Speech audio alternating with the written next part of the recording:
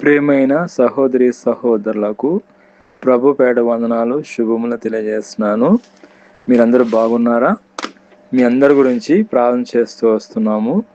మీరు ఎవరైనా కొత్తగా ఛానల్ చూస్తున్నట్లయితే దయచేసి సబ్స్క్రైబ్ చేసుకోండి. అదేవిధంగా ఇతరులకు కూడా తెలియజేయండి. ఈరోజు మనం దేవుని వాక్యం నుంచి శ్రమల వెనక దాగి ఉంది గొప్ప ఆశీర్వాదము. దీనికి రెఫరెన్స్ చూస్తున్నట్లయితే కీర్తన గ్రంథము 126 కీర్తన 5వ వచనంలో కన్నీటితో విత్తువారు ఆనందంతో కోసేదారు.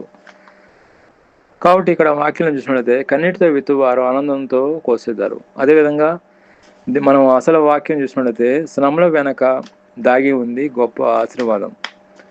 శ్రమలు వెనక దాగి ఉందంటే గొప్ప ఆశీర్వాదం. అసలు శ్రమల వెనక దాగి ఉంది గొప్ప ఆశీర్వాదం అంటే ఏంటి అనేది మనం చూసుకున్నట్లయితే కష్టాలు, పరీక్షలు మనల్ని కృంగదీయడానికి కాదు, మనలో నైపుణ్యాన్ని, ఓర్పును మరియు విశ్వాసాన్ని పరీక్షించి మరింత ఉన్నతమైన స్థాయికి చేర్చడానికి ఎంతో శ్రమలు అనేది తోడ్పడతాయి. అదేవిధంగా శ్రమల వెనక గొప్ప ఆశీర్వాదం దాగి ఉంది. బైబిల్లో గ్రంథంలో చాలా చోట్ల స్పష్టంగా కనిపిస్తుంది. దేవుడు మనకు శ్రమలను, ఓర్పును, భక్తి మరియు నిరీక్షణను కలిగించడానికి ఒక సాధనంగా వాడుకుంటాడు. అదేవిధంగా ఓర్పును పెంపొందించుకోవాలి. ఎందుకంటే దేవుడిచ్చిన ఓర్పు, దేవుడిచ్చిన గొప్ప వరం, గొప్ప బహుమానం. కష్ట సమయంలో మనము నేర్చుకునే పాఠాలు భవిష్యత్తులో వచ్చే సమస్యలను ధైర్యంగా ఎదుర్కోవడానికి సహాయపడుతుంది. అదేవిధంగా ఓర్పు నాయకత్వపు లక్షణాలను ఇస్తుంది. అదేవిధంగా మనం చూసుకుంటే పెద్ద పెద్ద శ్రమలను దాటి వచ్చిన వ్యక్తులే సమాజంలో గొప్ప నాయకులుగా, ఆదర్శవంతులుగా నిలుస్తారు. మనం గొప్ప విజయం పొందాలంటే ప్రతి విజయం వెనుక ఎన్నో రాత్రుల శ్రమలు, కన్నీరు, త్యాగం ఉంటాయి. కాబట్టి శ్రమ లేనిదే ఆశీర్వాదం లేదు. శ్రమ లేనిదే దీవెన లేదు. గొప్ప శ్రమ తర్వాత గొప్ప ఆశీర్వాదం ఉంటుంది. శ్రమ మనకు ఆశీర్వాదం ఇస్తుంది. శ్రమ వెనక దాగి ఉంది గొప్ప ఆశీర్వాదం. కాబట్టి శ్రమ వలన మనకు వచ్చే గొప్ప ఆశీర్వాదం. శ్రమ లేనిదే ఆశీర్వాదం లేదండి. కాబట్టి శ్రమ ఉంటే ఆశీర్వాదం ఉంది. మనకు అదేవిధంగా శ్రమ వెనక గొప్ప ఆశీర్వాదం దాగి ఉంది.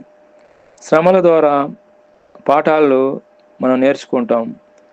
పాఠాలు నేర్చుకోవడం అంటే మనకు వచ్చే కష్టాలు, మన జీవితంలో విలువైన అనుభవాన్ని, భవిష్యత్తును అవసరమైన పాఠాలు నేర్చుకుంటాము. కష్టాలు మనల్ని మానసికంగాను, దృఢంగాను మరియు సహనంతో కూడిన వ్యక్తులుగా మారుస్తుంది. సహనము మనకు శ్రమల వెనక దాగి ఉంది గొప్ప ఆశీర్వాదము. గొప్ప ఆశీర్వాదము మనం చూడాలంటే శ్రమలు ఖచ్చితంగా మనం పొందాల్సిందే. అదేవిధంగా మనం చూసుకుంటే పౌలు యొక్క శ్రమలు మనం చూసుకుంటాము. పౌలు తన శ్రమల గురించి దేవుడికి ప్రార్థించినప్పుడు నా కృప నీకు చాలును, బలహీనతలను నా శక్తి పరిపూర్ణమగుచున్నదని దేవుడి వాక్యంలో దేవుడు మాట్లాడుతున్నాడు. 2 కొరింథీయులకు రాసిన పత్రిక 12వ అధ్యాయం 9వ వచనంలో నా కృప నీకు చాలునని దేవుడు పౌలుతో చెప్పినట్లు చూస్తున్నాము. పౌలు దేవుడిని అడుగుతాడు. శ్రమల్లో, కష్టాల్లో, ఇబ్బందుల్లో దేవుడు సహాయం కోరితే దేవుడు ఏమంటాడంటే నా కృప నీకు చాలు అని అంటున్నాడు. కృప అన్నిటికంటే శ్రేష్టమైనది అన్నాడు. శ్రమల కంటే శ్రేష్టమైనది, శ్రమలను మించింది, శ్రమలను జయించేది దేవుని కృపే అండి. కాబట్టి శ్రమల్లో ఓర్పునిస్తుంది. శ్రమల్లో మనకు దీవెనలు ఇస్తుంది. శ్రమల్లో మనకు ఓర్పును, సహనాన్ని ఇస్తుంది. కాబట్టి శ్రమల ఓర్పునిస్తుంది. శ్రమలలో మనకు ఓర్పు, నెక్స్ట్ పరీక్ష కలిగిన నిరీక్షణ కలిగజేస్తుంది. కాబట్టి శ్రమ అనేది చాలా ఇంపార్టెంట్ అండి. శ్రమలు రావడం వల్ల మనకు మంచిది. శ్రమలో ఓర్పును కలుగజేస్తాయి. అదేవిధంగా మనం చూసుకుంటే శ్రమలు అనేటివి తాత్కాలికమైనటివి, శాశ్వతమైనది కానే కాదు.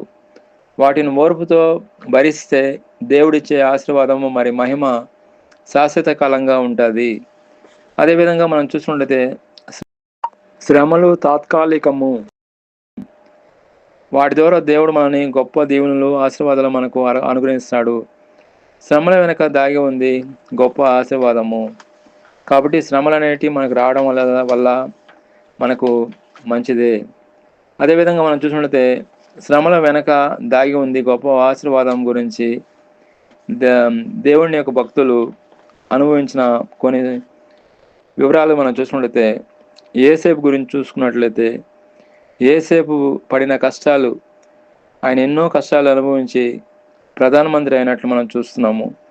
అదేవిధంగా యోబు గురించి మనం చూసుకున్నట్లయితే యోబు గ్రంథం 1వ అధ్యాయము 1 నుంచి లాస్ట్ వచనాల వరకు యోబు యొక్క ఆయన పడిన కష్టాల గురించి వివరించబడినది. జీవితంలో సర్వస్వం కోల్పోయిన తీవ్రమైన శారీరక మానసిక వేదనకు అనుభవించారు. కానీ అతడు దేవునిపై విశ్వాసాన్ని మాత్రం కోల్పోలేదు. చివరికి దేవుడు అతనికి రెట్టింపు ఆశీర్వాదాలు ఆరోగ్యాన్ని అనుగ్రహించినట్లు మనం చూస్తున్నాము. అదేవిధంగా అపోస్తలుడైన పౌలు కూడా సువార్త ప్రకటించడం కోసం కొరడాలతో కొట్టబడి జైలు పాలై తనకున్న శ్రమను శరీరంలో ముళ్ళు ఉన్న ఆయన శ్రమలు వల్లే దేవుని కృపను తనకు తోడైందని, బలహీనతల్లో దేవుని శక్తి పరిపూర్ణం అవుతుందని గ్రహించి క్రైస్తవ సంఘాలకు ఎంతో మేలు చేసినట్లు మనం చూస్తున్నాము. అదేవిధంగా మనం చూసినట్లయితే శ్రమల వెనక గొప్ప ఆశీర్వాదాలు దాగి ఉన్నాయి. శ్రమ లేనిదే అక్కడ ఆశీర్వాదం లేదు. ఆశీర్వాదాలు కావాలంటే మనకు శ్రమ అనేది ఖచ్చితంగా మనం పొందాల్సిందే. అదేవిధంగా మనం చూసుకున్నట్లయితే కొంతమంది దేవుని యొక్క భక్తులు పడిన శ్రమల గురించి మనం చూసుకుంటాం. 1 పేతురు 1వ అధ్యాయం 6 నుంచి 7 వచనం చూసుకుంటే, శ్రమల ద్వారా మీ విశ్వాసం అగ్ని చేత పరీక్షించబడి బంగారం వలె శుద్ధి చేయబడి గొప్ప ఆశీర్వాదాలు పొందుతాము. యోబు గురించి మనం చూసుకుంటే యోబు ఆయన సర్వం కోల్పోయినా కానీ దేవుని మీద విశ్వాసం అయితే కోల్పోలేదండి. దేవుడి మీద విశ్వాసాన్ని మాత్రం విడిచిపెట్టలేదు. కాబట్టి యోబు మనం కూడా శ్రమలలో ఓర్పు కలిగి శ్రమల వెనక ఆశీర్వాదాలు దాగి ఉన్నాయని గ్రహించి ఆశీర్వాదాలు పొందుకునే విధంగా మనం నడుచుకోవాలి. అదేవిధంగా కీర్తన గ్రంథము 126 కీర్తన 5వ వచనంలో కన్నీటితో విత్తువారు ఆనంద తలంతో పంట కోస్తారు. 2 కొరింథీయులకు రాసిన పత్రిక 4వ అధ్యాయం 17వ వచనంలో చూసినట్లయితే మనకు కలుగుచున్న ప్రస్తుతపు